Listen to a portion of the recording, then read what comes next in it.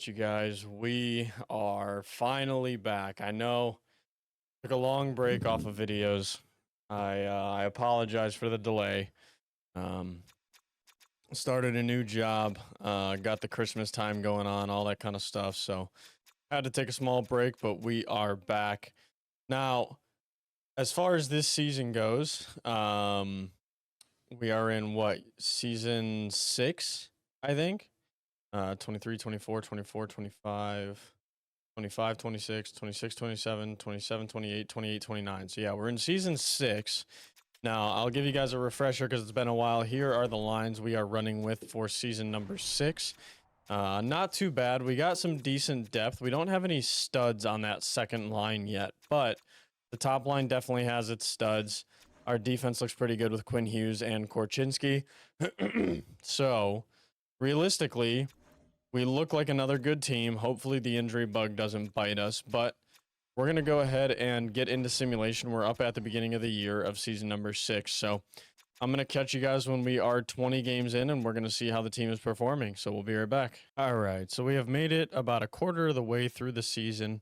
As you can see, our last 10, we are 8-2. So we've had a pretty good run. We were 5-4-1. So we were hovering around 500 for a bit of a time there, but we've had a hot streak that we've come into here. We're sitting 2 points behind the Canucks for first place.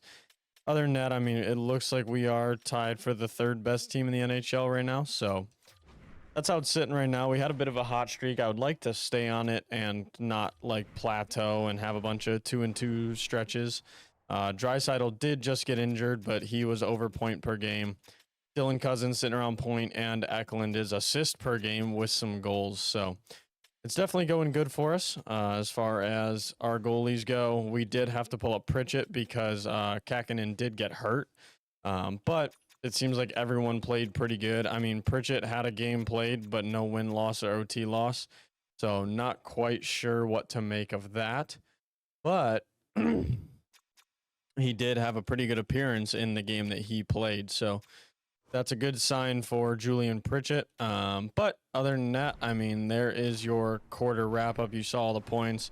Players performing pretty good. Our top line definitely doing its job. Draisaitl is still out, so our lines look a little different right now. As you can see, we got Middlestat up with Eklund and Cousins. LeBanc, Iginla, Zetterlund, Gregor, Sharangovich, Bystek, Coe, Bordeleau, and Banak. This is our defense. Still pretty much the same. I'm going to put Yokola back up there, but Martin Price up to an 83 with that elite low. So definitely one of the elite lows panned out, which is really nice to see. And then we have Kakinen and Mäkiniemi back in goal. So I'm going to come back about halfway through the season, and I will see you guys in a second. All right, so we are at the halfway point in the season. William Eklund is our point leader right now with 46 through 40. We're sitting at 23, 15, and 2, which puts us second behind the Canucks, who are having a great start. As far as 46 points or 48 points go, it's not too bad. The only division that doesn't put us in a for sure playoff spot is the Atlantic Division, and we know that's a strong division, so can't be too hard on ourselves about 48 points. It looks pretty good. Coming back here, now let's see how the rest of our players are doing. So Eklund, Draisaitl, point per game, Zetterlund up there. Cousins not quite doing as good as I would want him to do, maybe 5 or 6 more points, but that's also, we're only halfway through the season. He could have a good stretch coming up here, and he'll get back to point per game. Quinn Hughes doing pretty good at 28. Tija Ginla not too bad at 23 and 40 games. That's pretty good. Korchinski at 18, Price at 15. I just want to keep an eye on these young guys. Yokola at +6, so the 10 points I'm not too worried about. The +6 is really good. Virgilio at +16 is very, very good. Let's go ahead and take a look at our goalies. Kakinen having himself another decent year. Mäkiniemi at 9 and 5. Pritchett, when he came, is 2 and 2. So Pritchett's definitely still going to be getting time as the backup up here because Mäkiniemi is still hurt. But I think that is all we got to do for about mid-season. Now we're going to go ahead and get to about 61 games, and I will catch you guys then. All right, so we are up here at 61 games played, and as you can tell, we have dropped a bit. Our last 10 were only 3 and 7, so not too great. We are still sitting in a playoff spot. We're the second wild card spot in the West. So the teams chasing us are at 64, 60, but the Flames are at 67 with the exact same record as us. So we need to finish strong here. Eklund is still point per game, which is nice, but that means that the other guys haven't really taken off. And that kind of makes sense with us having a rough stretch here. Draisaitl at 57 and 58, so not too bad. Quinn Hughes at 47. This one, though, 40 and 58 games. Dylan Cousins, not too great. We might want to try to find, I mean, yeah, it even says second line forward. We might want to try to find a different first liner than Cousins, maybe in the offseason, or maybe trade him at the draft for some young stud. We might be able to get a high first round pick for him, and then potentially sign in free agency. So, sorry about that. Excuse me. So, we might move on from Cousins after this. Who knows? I mean, he has been playing here for a couple years, I think. Yeah, I mean, we've had him for what seemed, yeah, this is his fourth season here. He's never really been what feels like a top line producer. I mean, 67 points was his high, so we might want to find someone else in that range. But other than that, I mean, Tijagin at 32 points. He's doing okay at 22 years of age. Korchinski, he's doing pretty good. We got Price. He's a -2 now. What about Yakol? He's a +2. And Virgilio's a +17, so not too bad. As far as our goalies go, here you go. 20 and 20 for Kakinen, so definitely not as good as he used to be. Same with Mäkiniemi, 906s on both. I mean, it's not awful, but it's not great. Benak as our rookie skater. He's played 23 games. He's not full-time for us. And then Pritchett, who did have 4 or had 7 pretty good games. So can't really complain too much about that. We just need to find a way to start winning games and stop these losing streaks. But as far as that goes, I think we are ready to get up to the end of the season, and I will catch you guys when we're there. We'll see if we're a playoff team or not. Give me 1 second. We'll be right back. All right, so I did find one trade. Now, this will improve our team inherently. I found the Carolina Hurricanes wanting to get rid of Clark Caswell. His role is first line forward. He's got 62 points in 61 games. Now, this guy would be a playmaker for Draisaitl. Him, Eklund, and Draisaitl on the first line would be pretty good. Now, the only thing is he is coming up onto a contract year, but let's go ahead and take a look here. So we're at $6 million available right now. Oh, incoming trade offers. St. Jacques, who's an elite high, and Yakola for Barrett Hayton, a third, Krause, and a fourth. I don't know. We know Clark Caswell's an option. Let's see. Hayton, who's making $8 million. He's an 87. I don't know. I don't really like that. He's also a center. We don't need a center. And then Lawson Krause, a third and a fourth for an elite high goalie and a top 4 medium defenseman of the future. No, I don't think I can do that. We need that goalie, that's for sure. So I'm going to go ahead and get rid of that one. But this Clark Caswell might not be a bad option. Now, they want a first-round pick for him, though. Here's the thing is if we fall out of a playoff spot, even with Caswell on the team, we now don't have a good first round pick. We could theoretically use Cousins to get that good first round pick. We would be dropping off his salary and we still have $6 million available. Is there anyone coming up on a decent contract year? Let's see, like is Korchinski needing money or anything along those lines? Let's see. So years left. Yeah, I mean, Korchinski's going to want a lot more money than that. Again, depending on how much he bumps up. Yakola. Chikrin probably won't want much more than that. Virgilio, I mean, I don't think he'll get enough of a bump to want a lot of money. But we are in danger of needing to re-sign some players with not much dropping off. So, like... Let's see, who are we losing with a lot of money? I mean, Zetterlund. Other than that, though, we don't really have any bad contracts. I mean, like, Gregor is probably going to drop a little bit, but maybe, like, by $1 million. Maybe only by, like, 0.5. I mean, so here's the thing is we could grab Caswell just to say we're upgrading our team for this year and potentially lose our first-round pick for next year and Caswell just by trying to make a deep run for next year. Try to upgrade with Cousins, but then we don't have our first round pick. That doesn't sound good. I don't like buying rentals with picks. That doesn't work for me. Now, say I had an overabundance of forwards, which I actually do. I could potentially, like, I have an overabundance down here is what I'm talking about. So like down in this aspect down here, which actually this guy, Kenny Moore, is going to be NHL ready next year for sure. I mean, I definitely have some guys I could move on from, but I mean, Cousins is definitely a guy I want to move on from. I want to try to find a different piece. But my thing is I don't know. Actually, now that I said out loud, giving up that first, if somehow things tank and Caswell's injured or something like that, I don't like the prospect of completely losing out on the playoffs and a first round pick. So I don't think I am going to make any trades during the trade deadline. So yeah, that was the only one I really saw. We don't really need Zach Werenski, don't need Shea Theodore. So I think I'm just going to stay away from, I mean, what was that? I mean, top defensive prospect for Barrett Hayton. Yeah, like that top 4 is what they wanted.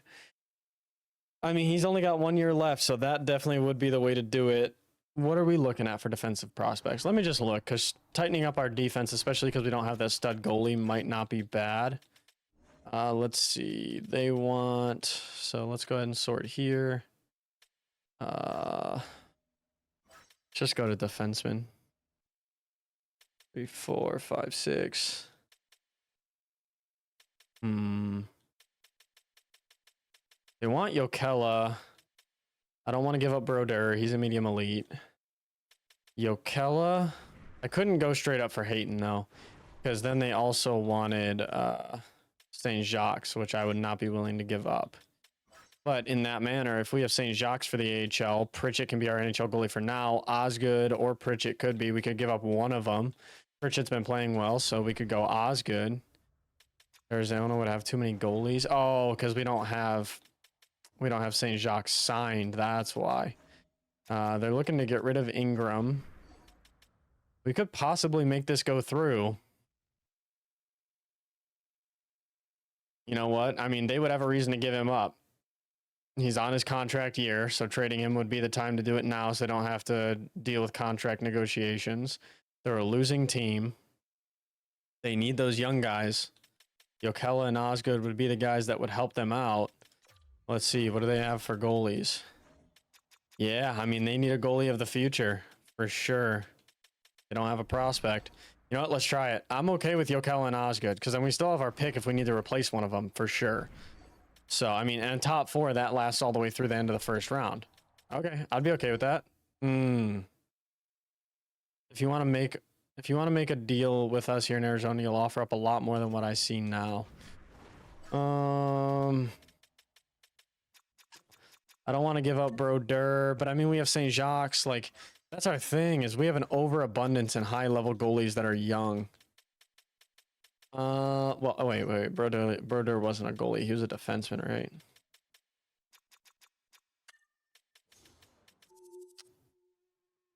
I don't want to give up him, though. Oh, that's so hard. I can't give up Price. Could give up Ferraro. We do still have enough NHL defensemen to give up Ferraro. 1, 2, 3, 4, 5, 6, and then Galvis as our depth guy. We could give up Ferraro. Let's see.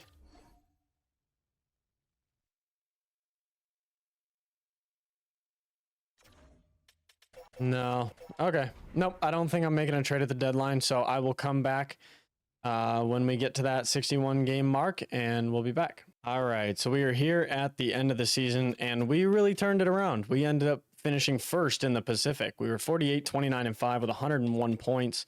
So good for a playoff spot anywhere we go. Can't really complain about that too much. That Atlantic division is looking solid. But good for a playoff spot. And yeah, that Atlantic division is definitely the strongest division here. Sabres at 59, 20, and 3, 52, 24, and 6 on the Maple Leafs, 50, 25, and 7 on the Lightning. They're really solid, but we did good enough to finish first in our division, which is the part that matters. Here is our season wrap up for points. Leon Draisaitl with 81 in 79 games, so up to a point per game. William Eklund at 80 and 82, so he's playing great. Can't complain about him. Quinn Hughes, absolutely phenomenal pickup for us, 75 and 82. Middlestat, 59, who played above Cousins. I mean, 3 less games, but the fact that he's under 60 points at almost 80 games, I think we are going to try to move on from him, see if we can find a better first-line point producer. Ginlo finished with 20 goals, so his first 20-goal season, I'm pretty sure, as a San Jose Shark. Yes, first 20-goal season. He's only played 2 years, obviously, but a good season for him, a good upgrade from the last season. So can't be too complaining about that. Benak 23 games, so. And then Pritchett finished with 10 games, 3-3, 907, 284. So not too bad for Pritchett. Our goalies here, Kakinen finished 3 games above 500, but Mackie Niemi finished at 25-0 as our backup in 30 games, played absolutely phenomenal. So that's a great backup for us to have right there. No problems with that at all. So there you go. I will give you guys a quick scroll to see the rest of the team's points. Martin Price with 34 points back there at the blue line, so he might get a big upgrade there. Yokola plus 11, 21. Virgilio 12 points plus 24. So great guy to have on the ice. Never going to let him go. We need to keep that in mind that he's a plus minus guy. That's what wins us games. Now let's go ahead and I'll take a look at the league leaders for you. Your league leader in goals was Alexander Grabeshkov, wasn't he? Yeah, he's the franchise guy from 2024. So 62 goals, 100 points. Great player. Jason Robertson, there you go, 54 goals, 106 points. Pasternak finished with 52. A lot of guys in the 50 club here. Kachuk, Matthews, Line, and Kucherov all joining those guys with 50 goals. Your point leader was Trevor Zegras with 111. Then Matthews, a lot of guys in the 100-point category for this year. Definitely a lot of them. A couple of them just missed it as well. As far as your best defenseman in the league, Quinn Hughes had the most points, followed by Brant Clark, Adam Fox, Cale Makar, Vince Dunn, Mira Heiskanen. All that makes sense. Evan Bouchard gets up there because of McDavid and Draisaitl. And your winningest goalie was Jesper Wallstedt at 45 wins. Great season for him. He's going to lead all categories. I don't even got to look at it. Ville Husso, actually, minimum 60 games. He had the best goals against average, it looks like. Let's take a look here. Minimum 60, Ville Husso. So, Makiniemi, one of the better backups. David Riddick was the best backup over there in Edmonton. So, there you go. There is our season wrap-up. We'll go ahead and advance a couple days, see who we're playing in the first round, but we'll go ahead and do the playoffs in the next video. Capo Kakinen back from injury. He was back and forth as well. And we get the Seattle Kraken for the first round of the year 6 playoffs. Or yeah, the year 6 playoffs, I'm pretty sure. So we'll go ahead and catch you guys in the next video when we get into the playoffs. Hope you guys have a good one. Peace.